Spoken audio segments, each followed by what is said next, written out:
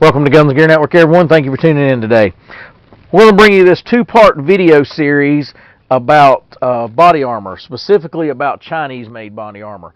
And this first video is going to be a tabletop review and discussion, a little bit about armor, a little about the Chinese body armor, and so forth. So I know some of you guys are going, what in the world? Are you crazy? There's no way I'd trust my life to Chinese body armor. We'll discuss that a little bit about that here in a few minutes, but I understand your concern, and we'll talk about that and address that here in a minute. So let's talk body armor just a little bit. Obviously, if you're watching this video, you probably know a little bit about it. You have soft body armor panels, you have hard armor, and there's different styles of hard plates. You've got ceramics, you've got polyethylene, you've got steel, things like that. So the reason I even wanted to do this video and kind of figure things out, if you follow my channel, you know I try to be budget friendly because, you know, I'm not the channel that caters to the high speed, low drag operators. They already know their stuff and they, you know, what they want to buy. What I try doing is educating the responsible armed citizen that's looking to protect themselves, protect their family, and be able to afford it. So there's some things that you buy just not cheap, and that's just the way it is. However, I think there are some compromises that can be made that the responsible armed citizen can have some things that can protect them and that's still reasonable in price. One of the first things that came about that was reasonable in price, probably 7 or 8 years ago now, was the AR-500 style armor that is steel plates. Now, when that first hit the market, you know, it was sort of, I don't want to say expensive, but it wasn't dirt cheap either. And prices have crept down. And over time, they've actually made some advances even with it. As far as it was flat at one time, now it's curved, so it fits your body better. It's got more of a shooter's cut, things like that. So they've made some advances also. They also designed anti-spalling coatings, which help cut down on the splatter. And they're multi-hit plates, which is a good thing. If you notice, I have some. I actually have a few sets of them because of they're economical. They do what they're supposed to. They stop rounds, things like that, and they're multi-hit. So, and there is no shelf life. They do not degrade over time. They can be, you know, they'll be a family heirloom if they've never gotten shot and, you know, damaged or anything. But let me say this about body armor: all body armor can be defeated.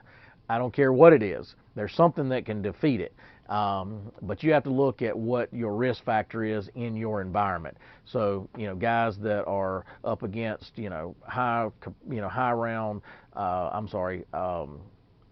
velocity rifle rounds need a different type of armor, like your military guys, than probably your average, street cop. A street cop, matter of fact, most of the time, probably 95% of his career or her career is wearing soft body armor with a trauma plate insert, which is then still limited to what it'll stop.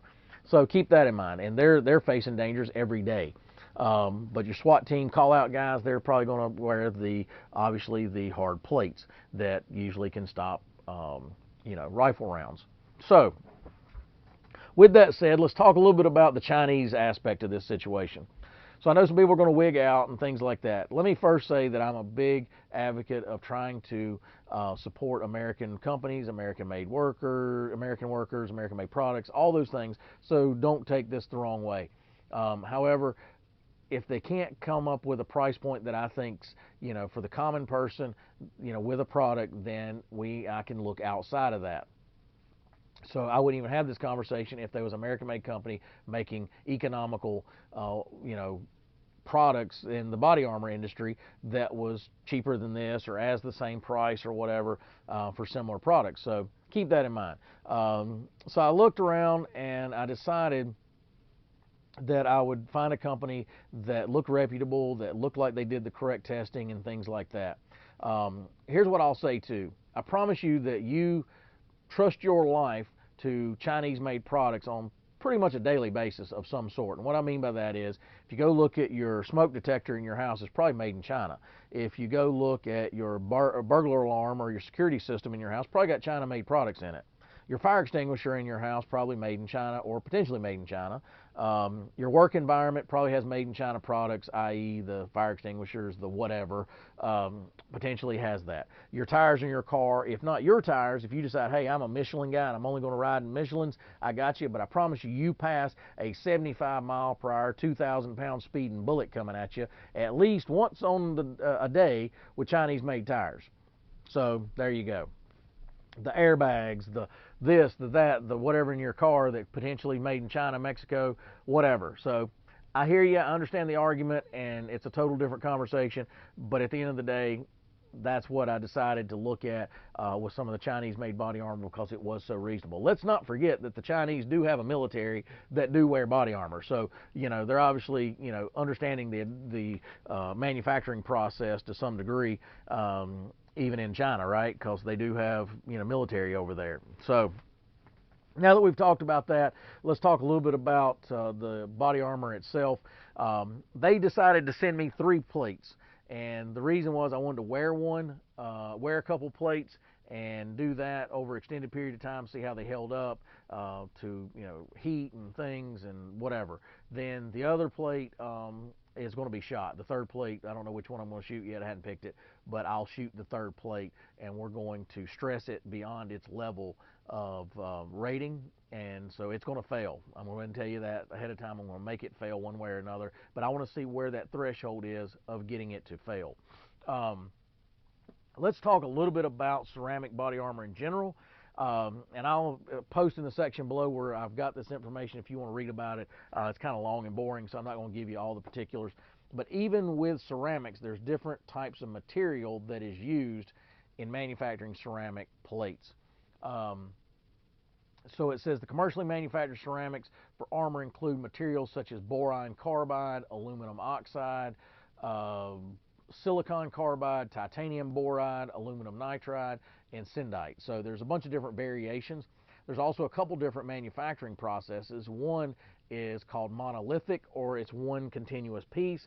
Then you also have mosaic, which is exactly what it sounds like. It is like your mosaic tile in your home, in your backsplash. So it is in segments or pieces.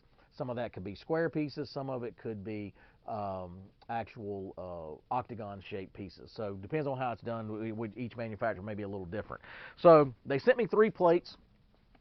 And what we're looking here, they're 10 by 12, which is the same exact size as these. These weigh roughly a little around 4 pounds or so compared to these, which are around 10 pounds. So you're looking at half the weight.